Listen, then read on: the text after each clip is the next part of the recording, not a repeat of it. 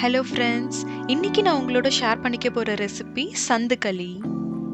Slice பண்ணலாம் வாங்க. சந்துக்களி start பண்ணுறதுக்கு முன்னாடி நம்ம நிலக்கடலை பொடி பண்ணிக்கலாம். ஒரு மிக்சர் ஜாரில் நான் ஒரு அரை கப் போல் வறுத்து எடுத்த நிலக்கடலை சேர்த்துருக்கேன்.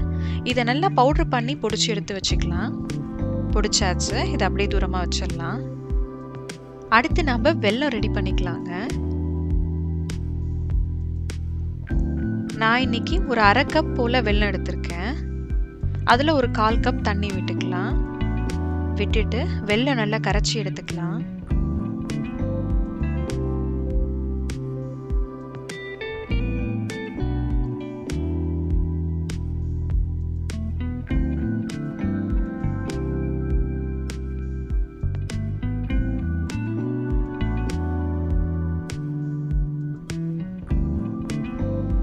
வெல்லம் பாகு வரணுங்கிற அவசியம் இல்லைங்க.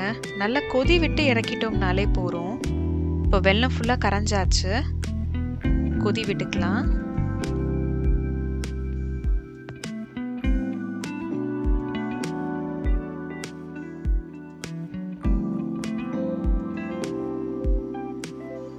நல்லா தலன்னு கொதி வந்தாச்சுங்க. இப்போ நம்ம இதை வடிகட்டிட்டு பாகு அப்படியே எடுத்து வச்சிருவோம். அடுத்து நம்ம களி பண்ண ஸ்டார்ட் பண்ணிடலாம். அதுக்கு ஒரு பேன்ல நான் ஒரு 2.5 கப் தண்ணி சேர்த்துக்கிறேன். 1 கப் ராகி மாவு எடுத்திருக்கேன். அதுக்கு நான் 2.5 கப் தண்ணி எடுத்திருக்கேன்.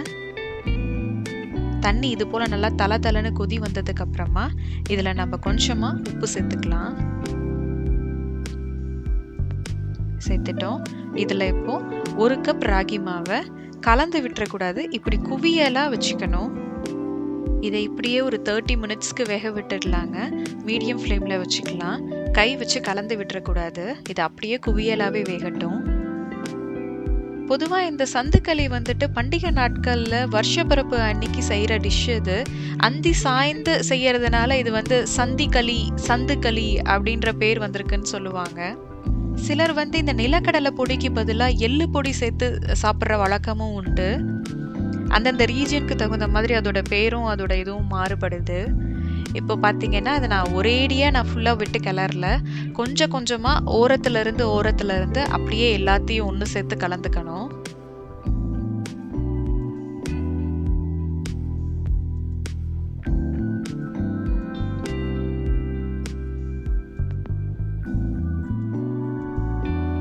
இப்போ பார்த்தீங்கன்னா தெரியும், கட்டி இல்லாமல் நம்ம ஃபுல்லாக கலந்துட்டோம்.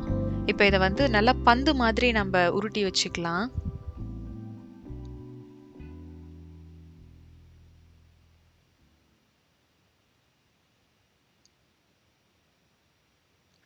இப்போ பார்த்தீங்கன்னா முக்காலில தான் ஆக்சுவலி இந்த சந்துக்களி வந்து புளிவாங்க. இவங்க அது இல்லைங்கிறதுனால நான் முறுக்கு புளியில தான் நான் புளிய போகிறேன். இந்த களியை வந்து ஆற விட்டுறக்கூடாதுங்க. சுட சுட இருக்கும்போதே கையோட பிழிஞ்சு எடுத்துடணும். நான் அடுப்புல இருந்து இறக்கி நான் உடனே தான் இதை நான் பிழிஞ்சிருக்கேன். பார்த்தீங்கன்னா சூப்பராக பிழிஞ்சாச்சு. இந்த மாதிரி நடுவில் பிரேக் ஆகாமல் அப்படியே கண்டினியூஸாக வரணும்னா களி நல்லா வெந்திருந்தாதாங்க இந்த மாதிரி வரும். ஒரு 30 மினிட்ஸ் பொறுமையாக ஒரு மீடியம் ஃப்ளேமில் அப்படியே விட்டுட்டோம்னா அது பாட்டுக்கு அழகாக வெந்து வந்துடும்.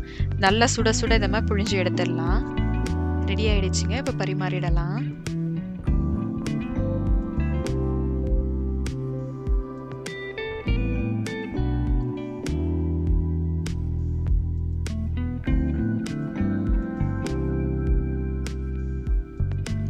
பொதுவாகவே டிஃபனாக இருக்கட்டும், இல்லை வந்து டின்னராக இருக்கட்டும், பொங்கல், இட்லி, தோசை, சப்பாத்திக்கு பதிலாக வேறு என்ன செய்யலாம் அப்படின்னு தான் யோசிக்க தோணும்.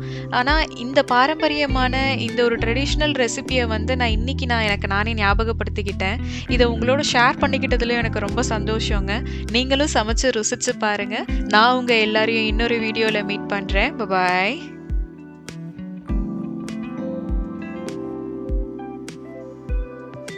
திரும்பவும் ஸ்லைஸ் பண்ணலாம். Thanks for watching. If you want to see more videos, please subscribe our channel. Bye.